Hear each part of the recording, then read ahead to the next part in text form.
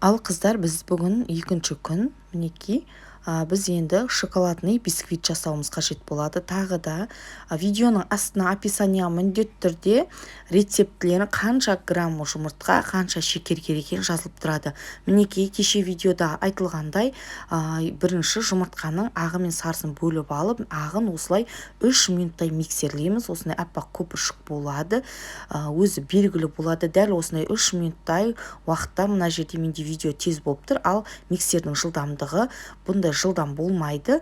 Орташа етіп қойып миксерлейтін боласыздар.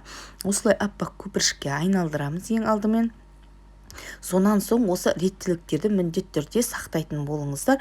Дәл осылай видеода қалай көрсетілді, неден кейін нені қанша минут жасалды, соған қарап отырып жасаңыздар. Мінекей, осы жерде енді шекерімізді қосамыз. 3 минуттан кейін міне аппақ көпіршіктен кейін барып шекерді қосқан кезде бізде крем тәріздес масса пайда болады. Уже 4 минуттай тағы да миксерлейсіздер. Жылдамдықты жай ғана көтереміз, кішкене ғана. Мінекей, содан кейін сіздерде осындай әдемі узор болып түсетіндей крем тәріздес масса пайда болады.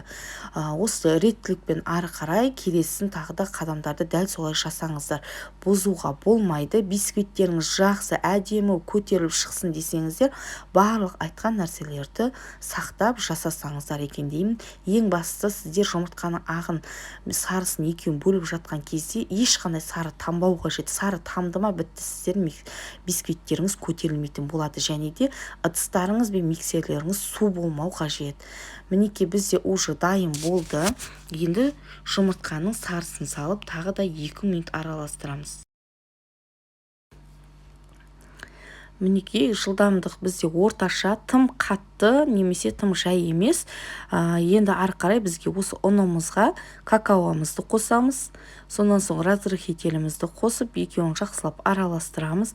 Және осыдан кейін мысалы міндетті түрде елекпенен салатын боламыз. Себебі бізде какаода түйіршіктер өте көп болады. Сондықтан міндетті түрде оны елекпен өткізіп отырып салыңыздар. Сол кезде сіздерде түйіршіктер ішінде қалып қойып, әбіржімейтін боласыздар. Сондықтан міндетті түрде осылай порцион салып отырып миксерлеңіз. Миксерлемейсіздер, қолменен, яғни лопатканың көмегіменен араластырыңыздар. Және араластырған кезде де, мінекей, видеода көріп тұрғандарыңыздай астынан үстіне қарай араластырыңыздар. Қалай болса солай араластыруға да болмайды. Сондықтан астынан үстіне қарай жүріп отырыңыздар. Пешімізді міндетті түрде қыздырып қоямыз. 140 градуста 45 минутта пісіретін боламыз. Әсел пеште де сол градуста пісіреміз. Біз барлығын араластырып болдық. Енді пергамент қағазын немесе фольганы төсеп, кальциумызды қойып, менде мына жерде 24 диаметр осы кальцияға салып, толтырып салуға болмайды тым, өйткені өзі де көтеріледі, сондықтан сыртына шығып кететін болады. 24 не болмаса 22 размерде пісірсеңіздер болады. Негізінде креммен 24 размерге барады, сондықтан 22 размерде де пісіре беруге болады қыздар.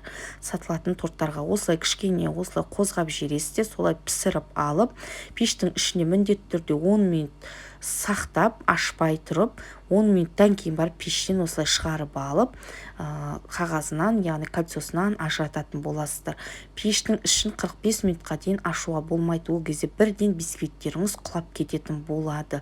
Осы айтылған реттіліктердің барлығын сақтай отырып, осылай бисквиттеріңізді әдемі етіп пісіріп аласыздар. Бізде главный осы бисквиттер, яғни бисквитпен бүкіл арзан торттарды тек қана кремін ауыстырып отырып жасайтын боламыз қыздар.